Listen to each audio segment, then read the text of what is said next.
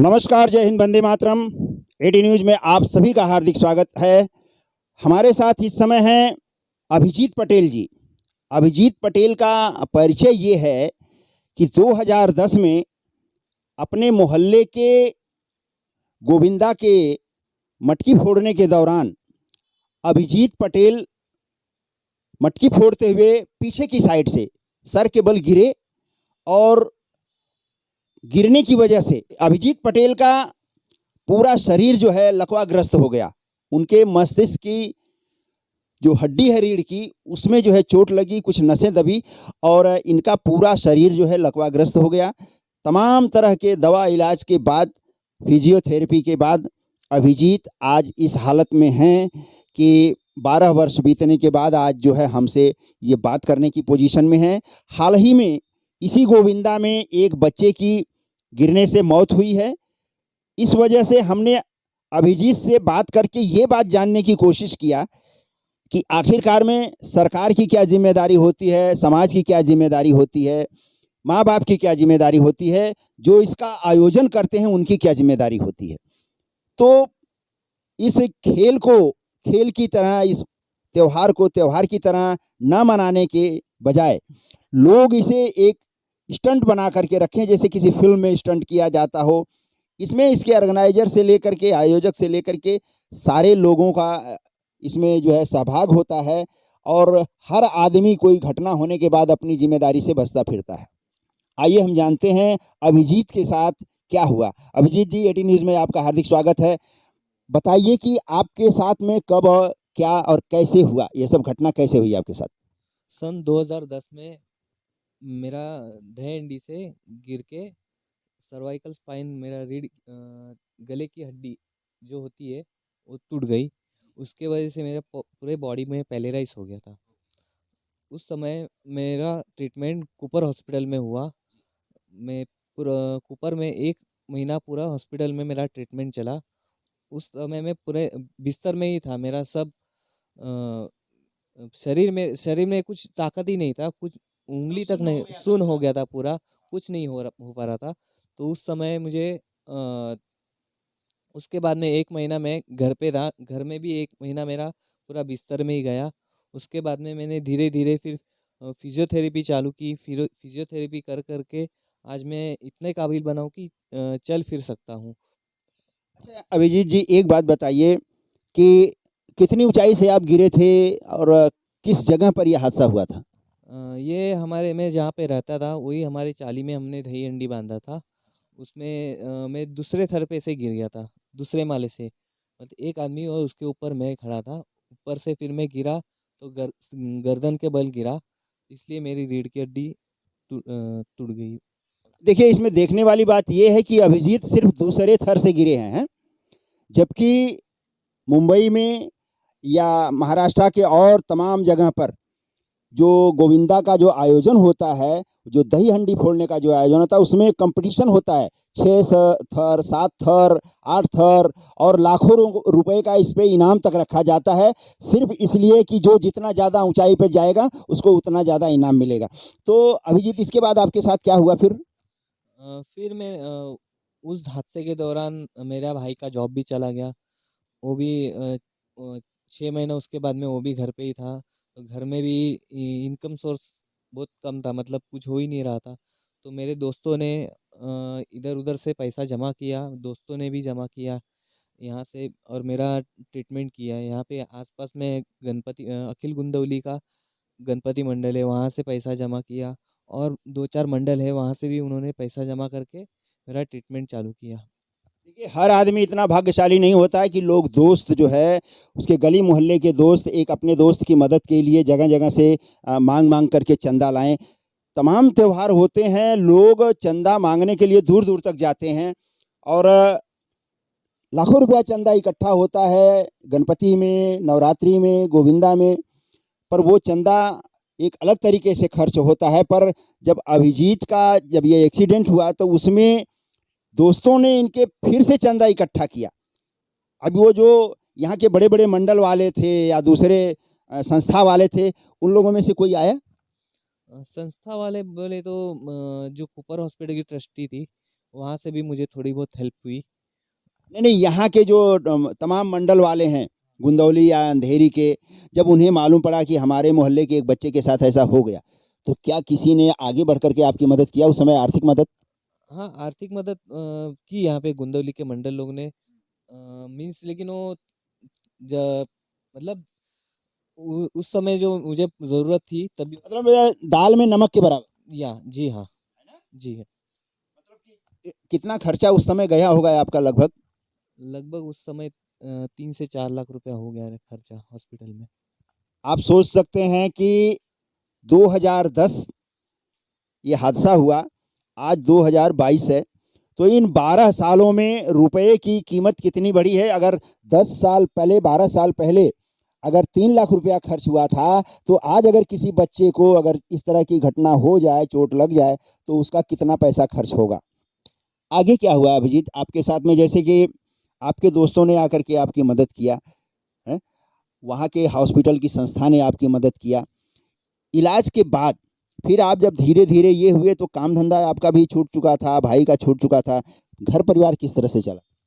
घर परिवार बोले तो मेरा भाई को 6 महीने के बाद में फिर जॉब लगी, फिर मेरी सिस्टर जो मेरी छोटी बहन थी, वो भी जॉब पे जाने लगी।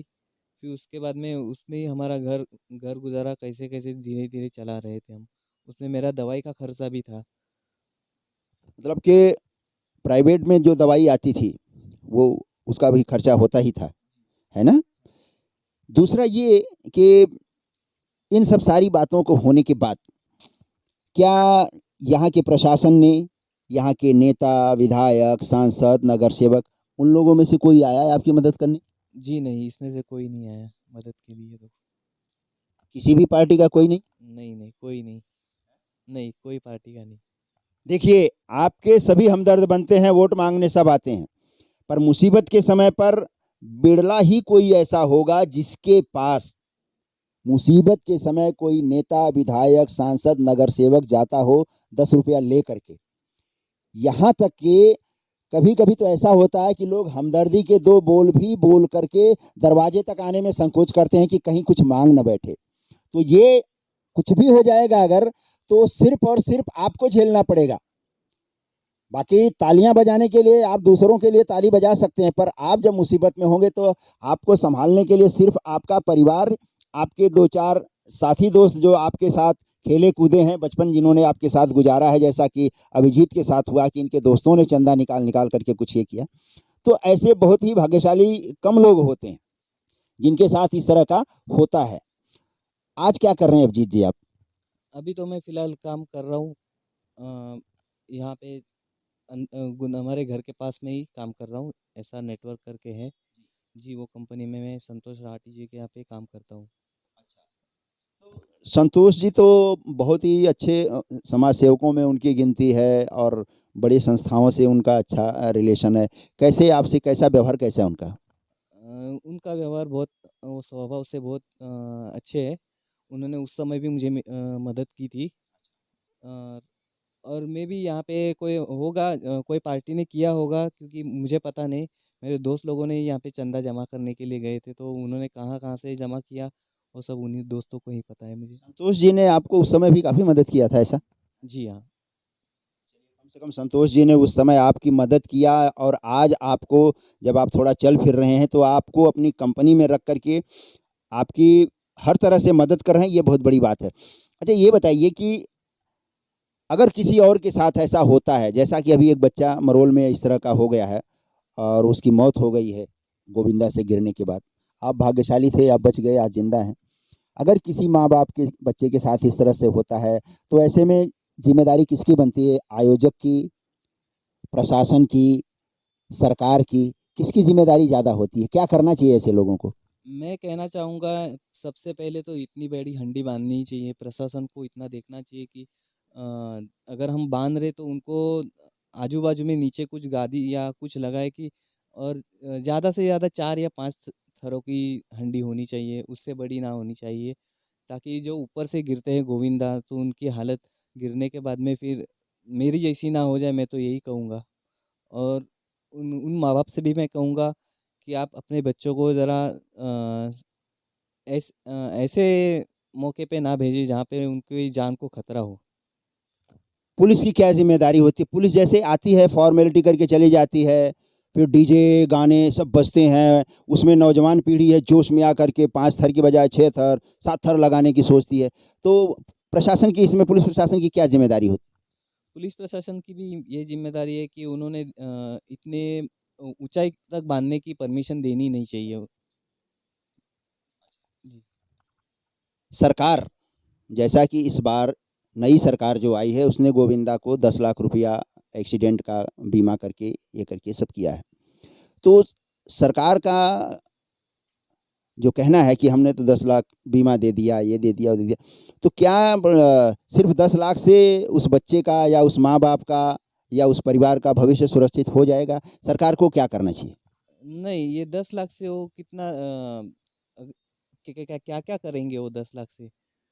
अगर उनको देना ही है तो कुछ सरकारी नौकरी दे या फिर उनको पेंशन चालू करे सरकार, या फिर उनको कहीं पे कुछ ऐसा इनकम सोर्स करके दे कि ताकि वो आगे कुछ कर सके।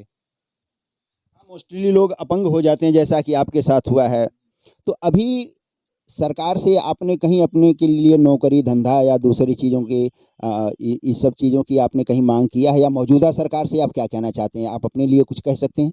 मैं मौजूदा सरकार से यही कहना चाहता हूँ, अगर कुछ कर सके तो कोई ज़िंदा है तो उसके लिए कुछ करो, उसके मरने के बाद में वो 10 लाख रुपए घर के लिए कुछ मायने नहीं रखता। अगर वो ज़िंदा है तो उसको अभी कुछ तो दो कि ताकि वो आगे उसकी ज़िंदगी जी सके।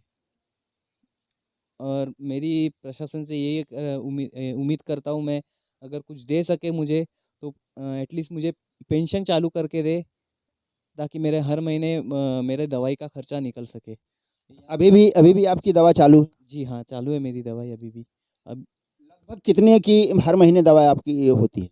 मेरी अभी लगभग 4,500 रुपए की दवाई लगती है मुझे हर महीने। अगर अगर अगर आप दवा वगैरह कम कर देते हैं या नहीं लेते हैं तो आपको क्या तकलीफ होती अगर मैं दवाई नहीं लूँ तो मेरा शरीर पूरा अकड़ जाता है। मीन्स मैं कुछ कर नहीं पाता हूँ, पूरा जम जाता हूँ मेरा शरीर पूरा। जी। है? पहले जैसा फिर होने लगता है, सुन्न होना या अकड़ना या सेंसलेस होना? जी हाँ, वैसे ही होता है। कुछ नहीं कर पाता हूँ मैं, पूरा दवाई नहीं लिया ना, तो मेरा शरीर मतलब काम करना बंद कर देता है। आपने पढ़ाई लिखाई कहाँ तक की है? मैं 12वीं पास किया है। तो सरकार से आप अपने लिए नौकरी की मांग कर सकते हैं। जी, मैं हो सके तो मैं सरकार से कहना चाहता हूँ कि मुझे अगर सरकारी नौकरी मिले तो बहुत अच्छा होगा। देखिए, ये अभिजीत पटेल जी, इन्हें अगर हो सके तो मौजूदा सरकार जिस तरह से बीमा का प्रावधान किया है नए गोविंदा लोगों के लिए इस साल से, उस तरह से इन्होंने अपनी पूरी ज़िंदगी जो है बर्बाद एक तरह से हो गई है इनकी। तो इनके लिए अगर कुछ हो सकता है, सरकार के पास अगर ऐसी कोई व्यवस्था हो, तो दोनों मुख्यमंत्री जी से, एक नाथ शिंदे जी से और देवेंद्र फडणवीस जी से भी ये 18 न्यूज़ के माध्यम से ये रिक्वेस्ट की जाती है कि इन्हें कोई नौकरी, कोई ऐसा जॉब या कोई ऐसी व्यवस्था कर दें जिससे इनका 5-6 हज़ार रुपये का जो खर्चा है, घर का जो खर्चा है, इनका खाने का खर्चा है, तो कम से कम उसकी व्यवस्था हो जाए जिससे इनका भविष्य जो है एक तरह से अंधकार में न रहे और इनका आगे का जीवन जो है रेगुलर चलता रहे। मतलब जैसे कि जिसे सीधी-सीधी भाषा में दाल रोटी कहते हैं, इस तरह से हो सके। हमारे साथ इस समय हैं अनंत दाभोलकर जी, मराठी जगत के एक जाने-माने पत्रकार हैं। इनसे हम जानते हैं कि इस मुद्दे को सरकार को क्या करना चाहिए, समाज को क्या करना चाहिए, जो माँ-बाप हैं उनकी क्या ज़िम्मेदारी होती है। अनंत जी, 18 न्यूज़ में आपका हार्दिक स्वागत है। ये बताइए कि जैसा कि अभिजीत के साथ हुआ है, अभी एक बच्चे का इसी गोविंदा में अ, गिरने से जो है एक बच्चे की मौत हो गई है। ऐसे में आप इस खेल को या इस त्योहार को किस नज़रिए से देखते हैं? ये जो दही हंडी का जो खेल है, ये खेल साहसी खेल करके उनको कहा गया है।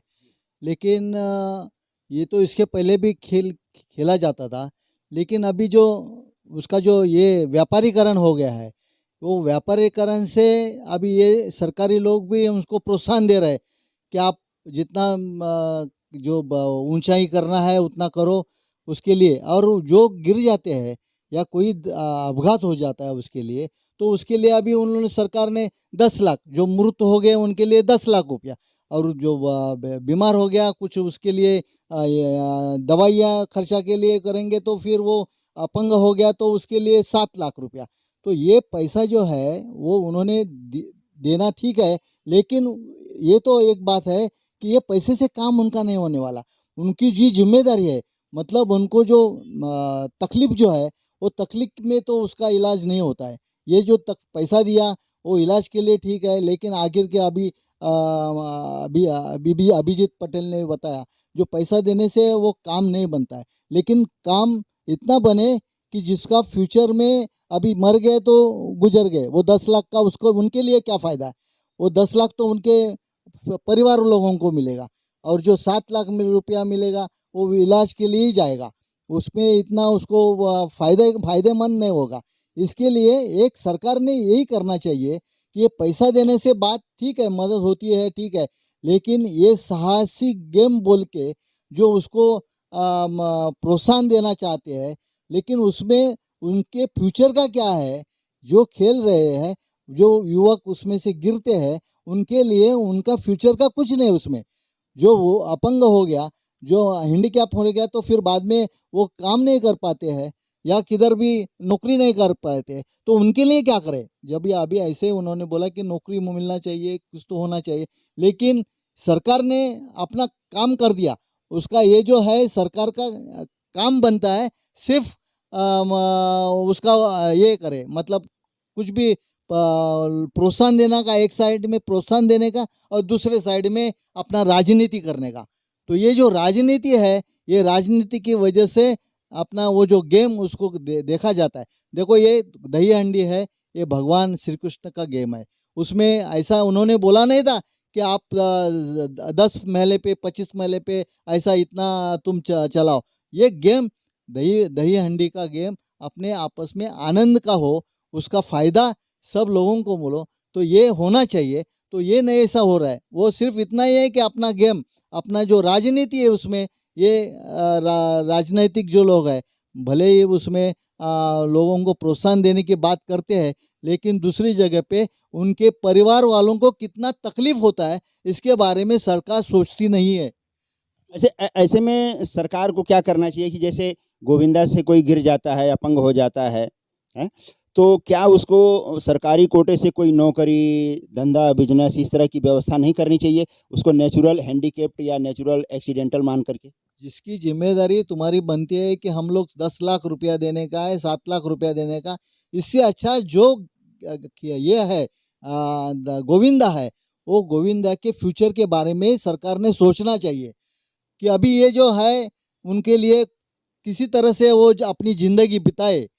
जो उनको जो नौकरी है, नौकरी देना चाहिए, या उनके लिए उनके परिवार वालों के जिनके वो अभिजीत ने जो बताया कि ये जो हमारा खर्चा है वो खर्चा के लिए भी फ्यूचर में है। अभी उन्होंने 4,500 5,000 का जो खर्चा दवा का बता दिया, वो 4-5 हज़ार रुपया तुम्हारा ये कैसे ही जाएगा हर महीने, और दवा की महंगाई की वजह से वो खर्चा तो बढ़ता ही जाएगा। खर्चा बढ़ रहा है। तो ये इसके लिए सरकार ने सोचना चाहिए, और ये जो 10-15 महले का जो ये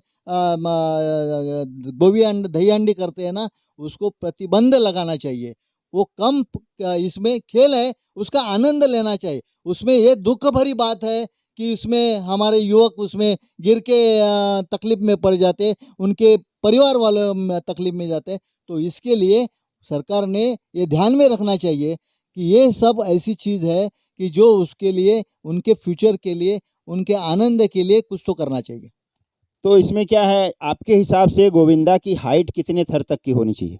कम से कम नहीं, उसमें एक बात है कि 10, 12, 15 की ज़रूरत नहीं है, और जो 5-6, 4-5 थर का जो है वो ठीक है, लेकिन उसमें कंपटीशन नहीं होना चाहिए। बाहर के लोग आके उसको फोड़ने की कोशिश करते, इसके लिए वो 10-15 महिला का वो मतलब ये होता है, दही हंडी होती है। लेकिन उधर के उधर 2-3 थर का, 5 थर का जो बनाएंगे वो अपने मोहल्लों में बनाएंगे। जैसे अभिजीत ने उसका ये किया, वो दूसरे थर पे हो गया, वो हादसा हो गया।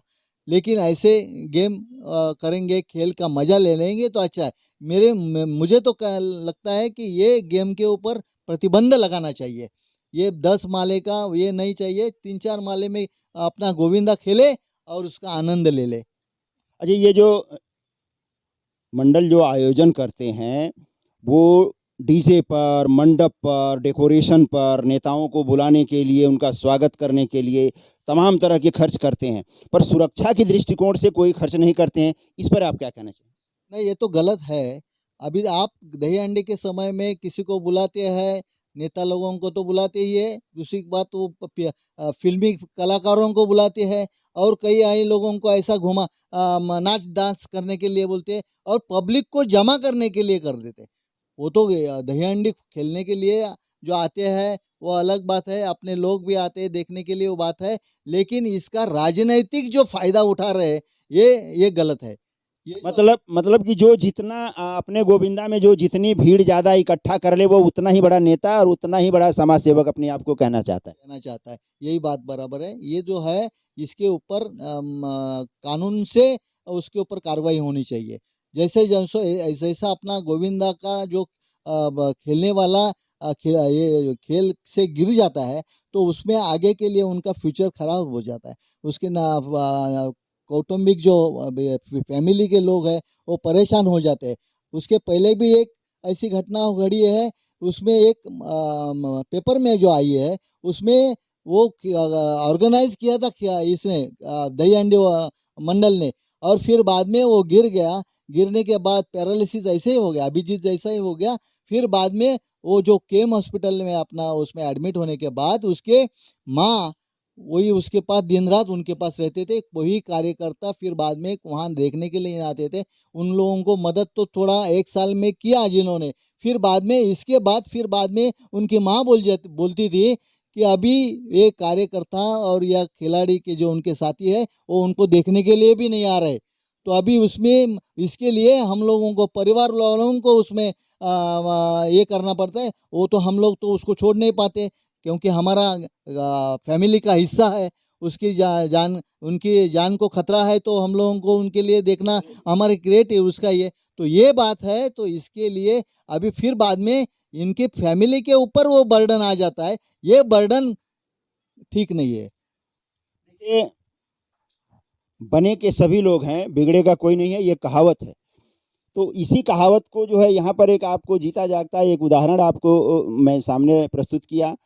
दाभोलकर जी ने भी अपने समझ के हिसाब से कानून को, समाज को एक नई बात बताई, और ये सारी बातें होते हुए भी आप अपने बच्चे का ध्यान अगर आप नहीं रखेंगे तो बच्चा है, जवान है और अति उत्साह होता है इस उम्र में, और इस अति उत्साह में आदमी कुछ भी करने को अच्छा बुरा नहीं सोचता है और कुछ भी करने को तैयार हो जाता है। और अपने साथियों के साथ में, क्योंकि हुजूम का, भीड़ का एक अलग विज्ञान होता है, एक अलग मनोविज्ञान होता है कि भीड़ में आदमी जो नहीं भी करना चाहता है एकांत में बैठ करके सोचेगा कि ये काम गलत है, पर भीड़ में जब जाता है तो वही काम उसे अच्छा लगने लगता है, क्योंकि उसे 10 लोग उसकी वाहवाही करते हैं, वाह वाह वाह वाह, बहुत अच्छा, कर डाल कर डाल कर डाल। तो ये चीज़ जो है ना, ये भीड़ की वजह से, भीड़ का तंत्र जो है ना, वो उसकी एक अलग मानसिकता होती है, वो अलग तरीके से काम करता है। तो आपकी ये जिम्मेदारी बनती है, हर गार्जियन की ये जिम्मेदारी बनती है कि वो अपने बच्चे को अपने हिसाब से रखे, ना कि भीड़ तंत्र के हिसाब से अपने बच्चे को ऑपरेटर होने की छूट दे दे। इसलिए आपसे बार बार ये कहा जा रहा है कि किसी भी त्यौहार में आप अपने बच्चे को उतनी ही छूट दीजिए, उतना ही उसका लोगों को साथ देने के लिए प्रोत्साहित करिए जितना चल सकता है। ऐसा ना हो कि भविष्य में इसी तरह से अगर आपकी लापरवाही रही या छूट रही तो भविष्य में ऐसी दुर्घटना हो और आपके सर पर भी आपके बच्चे का बोझ ताउम्र ढोना पड़े और आपका पूरा परिवार जो है बिखर जाए, आर्थिक रूप से, सामाजिक रूप से, और फिर आपको कोई पूछने वाला भी ना रहे। एटी न्यूज़ में आप सभी का हार्दिक स्वागत है। मेरे नीचे दिए हुए नंबर पर कभी भी आप मुझसे संपर्क करके अपने दिल की बात कर सकते हैं। आपकी हर उस बात को वहाँ तक मैं पहुँचाने की कोशिश करूँगा जहाँ पर उसे होना चाहिए, उस टेबल तक हम पहुँचाने की कोशिश करते हैं। मेरे चैनल को लाइक, शेयर और सब्सक्राइब ज़रूर करिए। अगर आपको ये वीडियो अच्छा लगा हो, इसमें आपको एक नया संदेश, नया मैसेज मिलता हो, तो आप अपने साथी, दोस्त और इष्ट मित्रों को शेयर ज़रूर करिएगा। नमस्कार, जय हिंद, वंदे मातरम। आप सभी का हार्दिक स्वागत है। अगली बार हम फिर मिलेंगे किसी एक नई शख्सियत के साथ में और एक नए मैसेज के साथ में। धन्यवाद।